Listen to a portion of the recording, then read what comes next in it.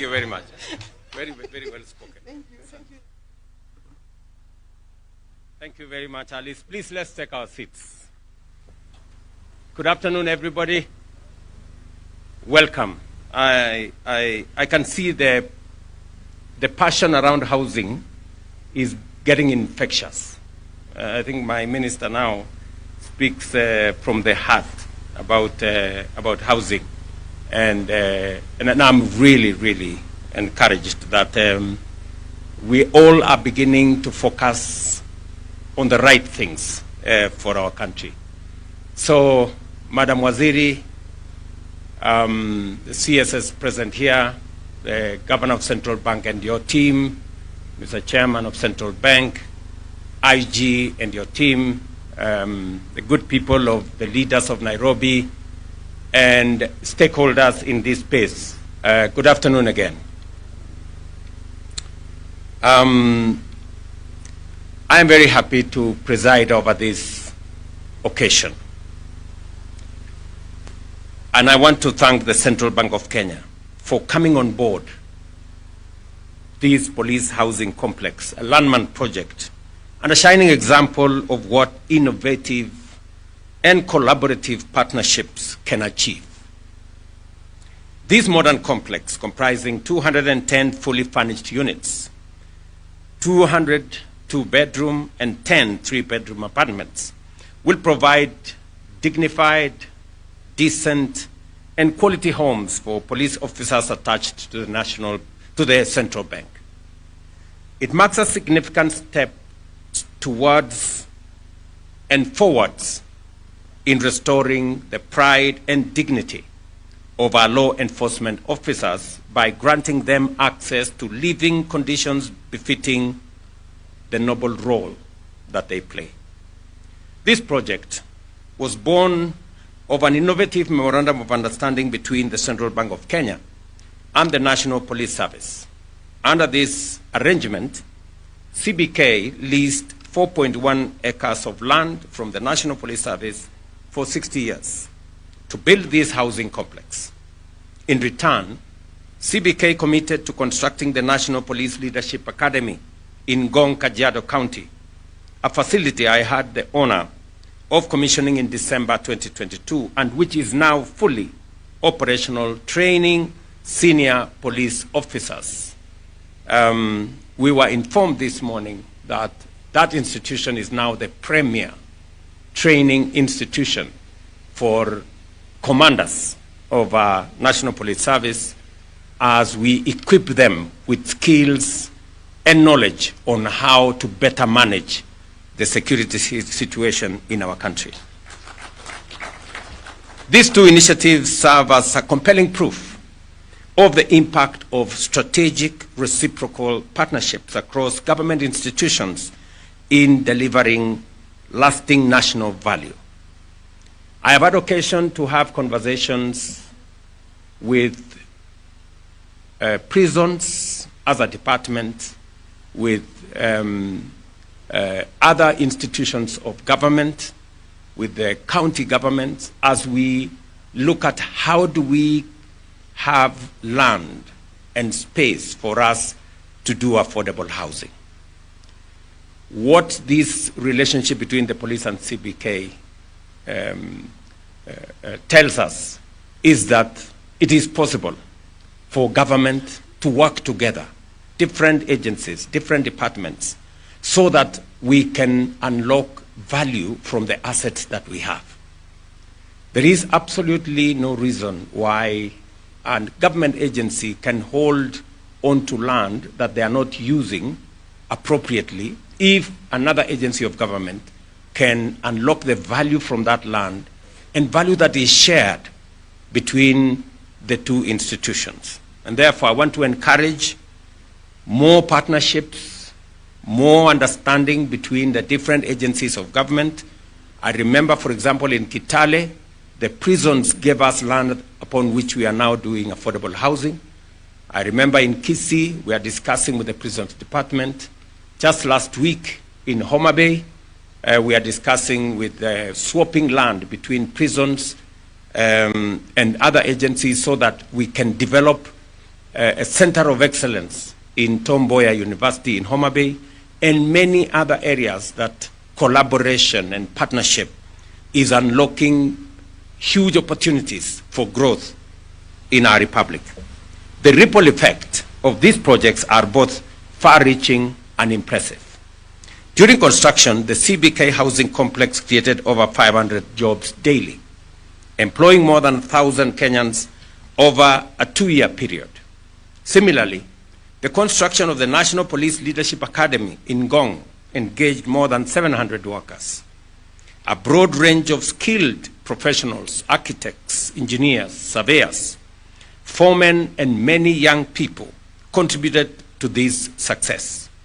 In fact, the heroes of this success are the men and women who broke sweat, soiled their hands, the bricklayers, the steel fixers, the gentlemen in Juakali who made the windows, the quantity surveyors, the people who did the real work, soiled their hands to get this project here. Those are the heroes of this moment, and we celebrate each and every one of them. Importantly, this project was built with a focus on sustainability and local economic empowerment.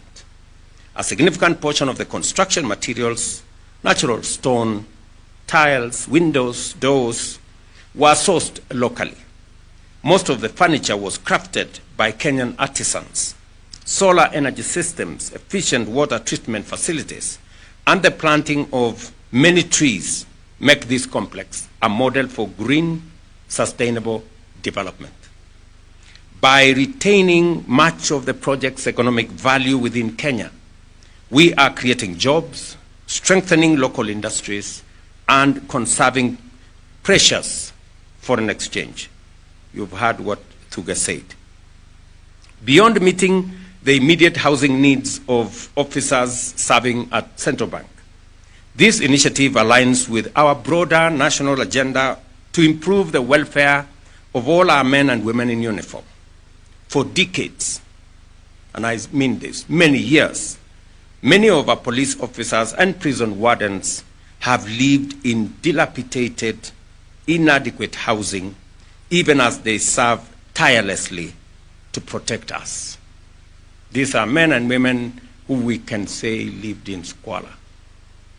And yet, we expect them to do the utmost to keep all of us safe.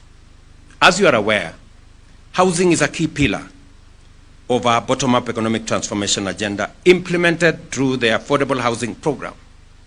We are building our economy from the bottom up, determined to leave no one behind.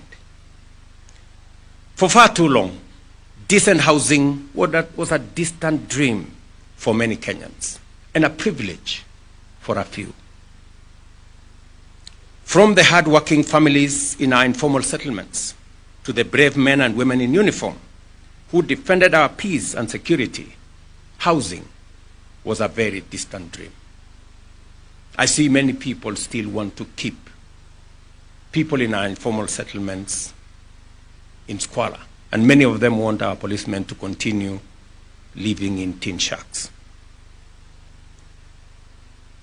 I want to say that we will do everything possible and take whatever consequences will come our way as we work hard to get decent housing for as many of us as possible. Our law enforcement officers, who have long been overlooked in matters of housing, deserve better.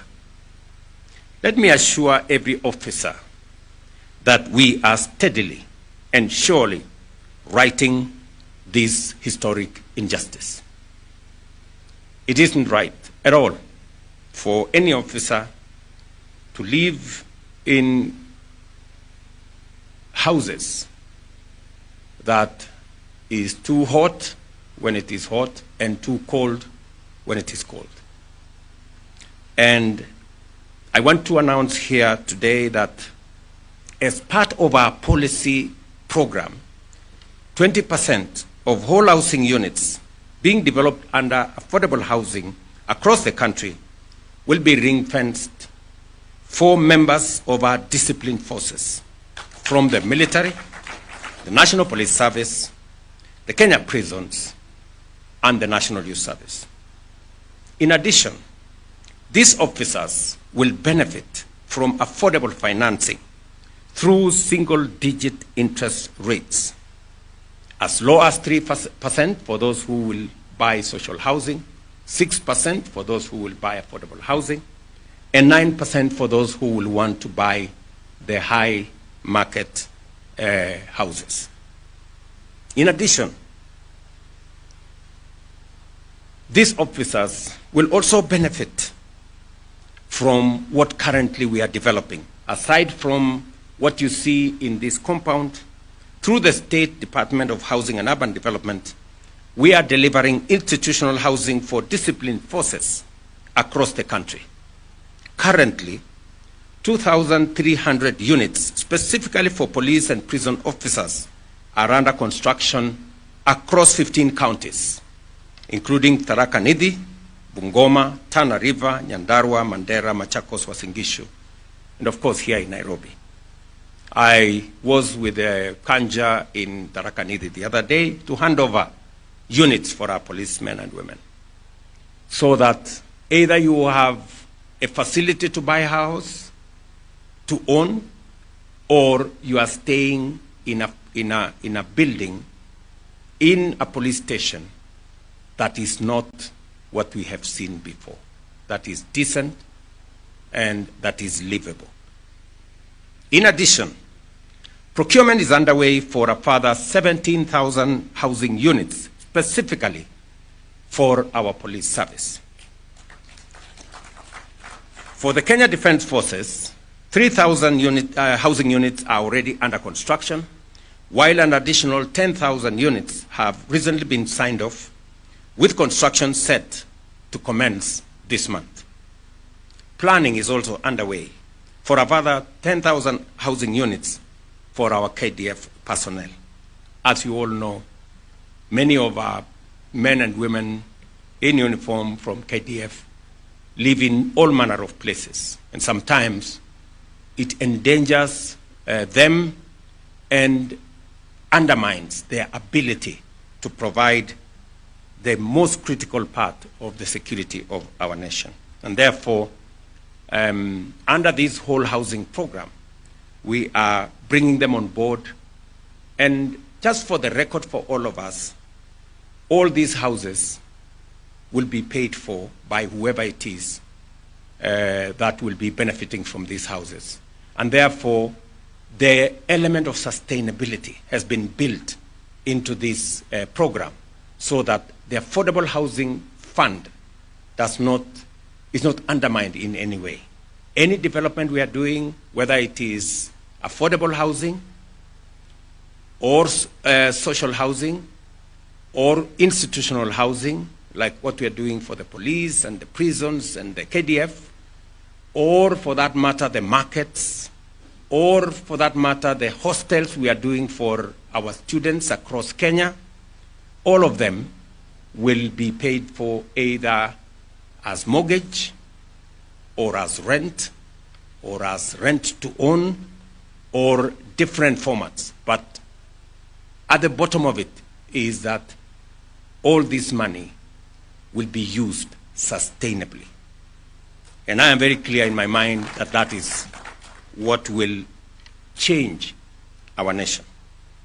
These investments aim to replace old, dilapidated structures with modern, livable housing, and in so doing, uplift the morale and effectiveness of our security personnel. I extend my heartfelt gratitude to the members of our disciplined forces for their unwavering sacrifice and steadfast contribution to nation building. You serve not only by upholding the law and ensuring that peace and order prevail, but also by dutifully contributing to the housing levy. Your dedication has not gone unnoticed, and your sacrifice is deeply valued as a vital pillar in our journey towards a stronger and more dignified Kenya. We recognize the unique sacrifices you make and often serving far from your homes and families, standing guard so that the nation may thrive. It is for this reason that we are committing to providing decent, permanent housing units such as the ones we unveil here today. They offer more than shelter.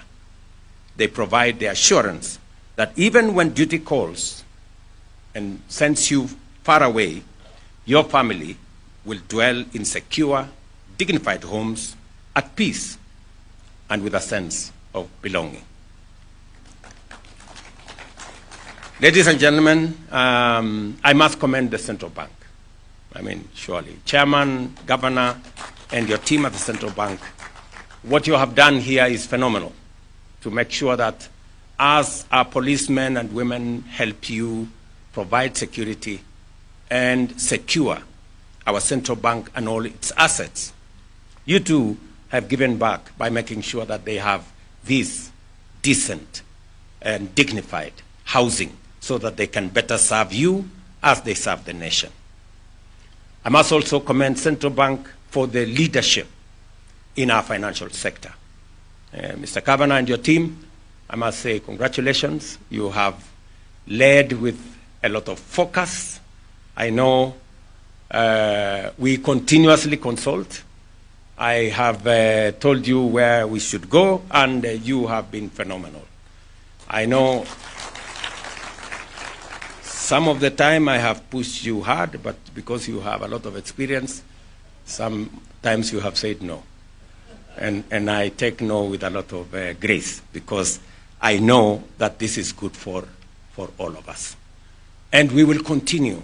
I mean, what Treasury and Central Bank have done in the space of our economy, many people would not appreciate that the fact that we now have a stable economy, that for the first time ever in the Republic of Kenya, we have reserves of $10.3 billion. It doesn't come easy. Again, for the first time, for over a year, our exchange rate is stable, and our inflation has been managed. I must commend the many people who have made this to happen. The farmers have really gone out of their way, because the biggest contributor to inflation is the cost of food. And the fact that our farmers have gone out of their way, and I speak as a farmer myself, they've gone out of their way to produce food for the nation. And it has helped significantly reduce inflation from what you had in 2022, 9.6%, to 3.8% this month. And many other actors, the people who have contributed working, you know, the community health promoters who have gone out of their way to make sure that something is happening around our health infrastructure. The many people in our construction sites, the masons, the carpenters, the steel fixers, many people don't appreciate those people who make the wheels of our economy turn. Those are the heroes. The farmers who wake up early, the people who work in all our sites, the people who wake up go to work, those are the people who turn the wheels of our economy and make us who we are. And they are, in my very honest opinion, the heroes of our nation. I know there are many Kenyans out there. Just over the last 1.5 years, 390,000 Kenyans have left their homes to go and work outside Kenya under our program on labor mobility. And it is the reason why our remittance has moved from $4 billion to almost $5 billion, 4.9 something billion, because they are making that contribution. They are working in different parts of the world, because if there is an asset we have as a nation, it is our human capital. And it is the reason why spending additional money in our education sector is something that I will continuously do. It is the reason why we are, by January next year, we will have hired 100,000 new teachers, because they are the people who train the workforce of the future. The people who are working in all these spaces would not be working in those spaces if they weren't, if it wasn't for our education system. Whether we are training them in our TVETs or our universities or in our Kenya Medical Training Centers and in all the other places, we wouldn't be having those people. It is the reason why we now have a student-centered higher education facility that makes sure that we treat every student as a student, and we make sure that students from poor families are supported adequately so that we leave no child behind. It is the reason why we have changed and made sure that any student from a poor family gets 90% scholarship to go to a TVET or a university, so that they don't drop out of school because of the inability of their parents to support them. It is the reason why we must continuously do affirmative action to carry everybody and leave no one behind. I know there are so many people asking questions. Why their maid will now stay in 11th floor on a house that eventually belongs to them. You know, they find it difficult to configure why their watchman all of a sudden will be discussing mortgage just like them. You know? I mean, that's how we carry everybody and we leave nobody behind. Only that his mortgage will be 3,000, your mortgage may be 50,000, but you know it's a mortgage anyway. So, and we are all discussing the same thing. So really, that is the problem I have with some people. They are wondering why I have all of a sudden gotten the people who would not ordinarily be in that space to be in that space. But that is how we transform a nation. I like what Governor is saying, that even as you are here, you are thinking about how Nairobi should work and how all of us should contribute towards a working city. That's as it should be, my friend. Welcome to the club. Shortly you will be called Zagai also. There's no problem. You know, but it's better to be called Sakayo and get things done. You know, so this is why we need to get the country moving. And I want to thank many Kenyans, you know, who see things positively, who are working with us towards making things work. You know, as I said day before yesterday, citizens can now pay for their contributions to SHA. Those, of course, who cannot afford to pay, we have said we are going to pay for them as government. But those who have been assessed and they can pay 300 or 500 or 1,000 or whatever it is, we are also giving them another option, that if they don't have the full 1 year premium, they can pay monthly. You know, and now we've given them an exit. As I said the other day, you can now lipa SHA pole pole, you know, and you just need to go to *147# and you will travel the journey and you will be able to be covered. The good news is that today,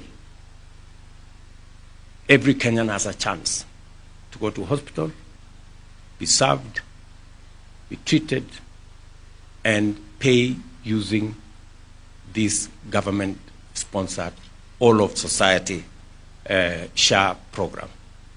And the testimonies are all over the place. People who would never imagine that they would have a surgery and not sell their land or their livestock or call a harambe, that now they can be paid for using this facility, 100,000, 300,000, 1 million. So we are transforming this nation. We've had a difficult patch, but that is what nations are made from. You know, you have to make the decisions that transform countries and nations. And those decisions are not necessarily easy or understood initially, but everybody comes around finally to know that this is good for Kenya.